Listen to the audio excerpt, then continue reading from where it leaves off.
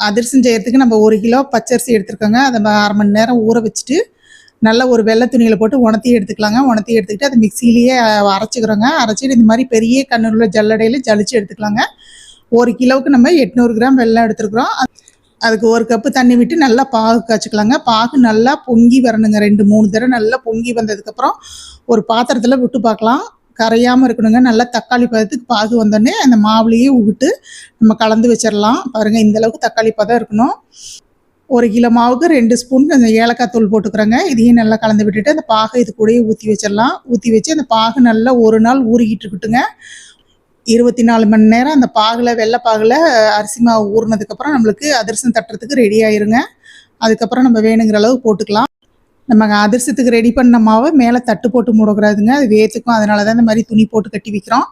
பாருங்கள், நல்லா எவ்வளோ மெலிசாக தட்டி போட்டாலும் அதிரசம் எப்படி உப்பி வருது அப்படின்னு சொல்லிட்டு சூப்பராக இருக்குங்க.